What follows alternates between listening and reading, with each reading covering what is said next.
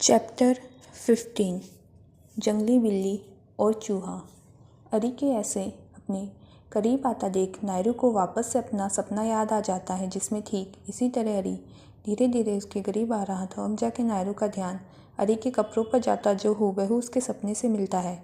ये देख नायरू की हालत ख़राब हो जाती है और उसे अपना सपना सच होता दिखाई देता है कि अरी सपने की तरह ही उसे किस करने वाला है, और वो डर के मारे अपने होठों को धक जोर से चीखती है। नायरू के ऐसे चिल्लाने के कारण वापस से सबकी नज़रें उसकी तरफ उठ जाती हैं। नायरू सबको अपनी तरफ देख झेप जाती है और सबकी नज़रें अपनी तरफ पा धीरे से बुदबुदाती है, देख तो सब लोग ऐसे रहे हैं जैसे मैंने किसी का मर्डर कर दिया हो, और ये लोग बस अब मुझे सूली पे टांगने वाले हैं।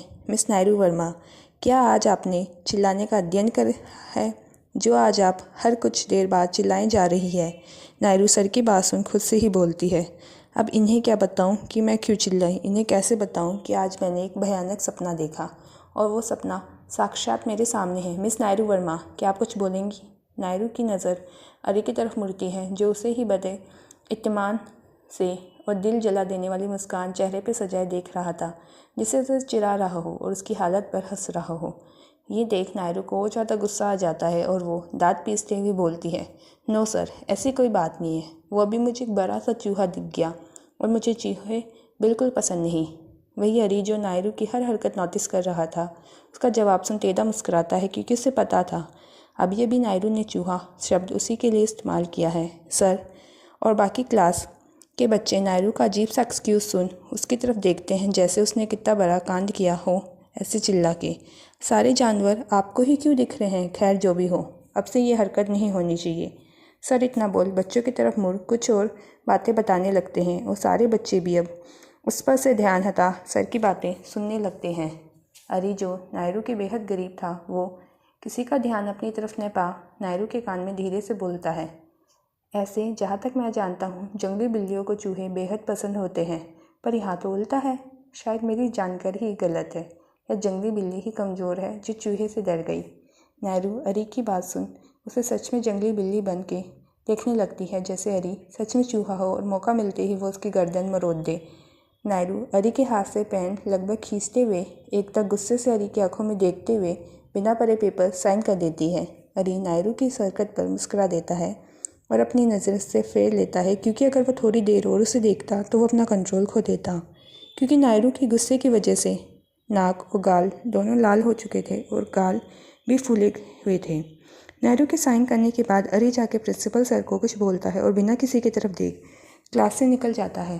प्रिंसिपल सर क्लास में तो जिन बच्चों को आज सेलेक्ट किया गया है वो 2 दिन बाद से ऑफिस जाना स्टार्ट करेंगे, और अब उनके काबिलियत के हिसाब से उन्हें वहाँ काम मिलेगा। अभी कुछ महीने आप लोगों की ट्रेनिंग दी जाएगी और फिर फाइनल एग्जाम्स के बाद जिन बच्चों का अच्छा प्रदर्शन रहेगा उन्हें परमानेंट जॉब मिलेगी, वो भी ASR में। Thanks to you all, best of luck to all of you.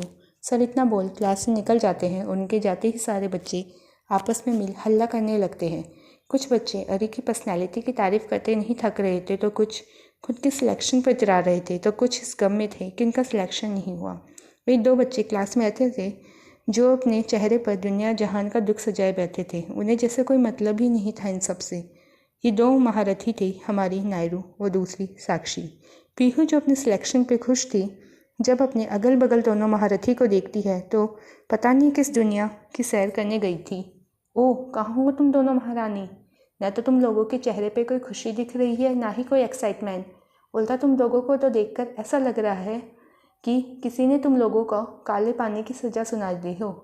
नायरू Pihu के बोलने से उसकी तरफ देखती है और उसका ध्यान उसकी बातों से साक्षी की तरफ चला जाता है। अरे, ये हमारी तूफान और बकबक की मशीन क्यों शांत है इतनी?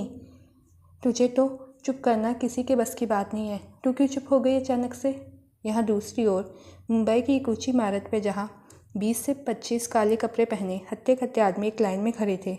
सबसे आगे हाथों में सिगार लिए, कंधे तक बाल खोले, गरुड़ा अपने सामने से आती और हेलीकॉप्टर को एक तक देख रहा था। हेलीकॉप्टर की लैंड होते ही सारे गरुड़ा अपना सिगार फेंक उसके दरवाजे को खोलने का इंतज़ार करता है। हेलीकॉप्टर के दरवाजे खुलते ही सबसे पहले उसमें से 2 आदमी हाथ में हथियार लिए निकलते हैं। उनके पीछे एक 6 फुट का आदमी, जिसका शरीर के एक हिस्से में पूरे कंधे तक और हाथ तक चील का टैटू दिख रहा था। चेहरे पर घमंड सजाए उतरता है। उसके उतरते ही सारे आदमी अपने घुटनों के बल बैठ अपना सर झुका लेते हैं। गरुड़ा जल्दी से आगे बढ़ उस आदमी का हाथ अपने माथे से लगा उसे इज्जत देता है।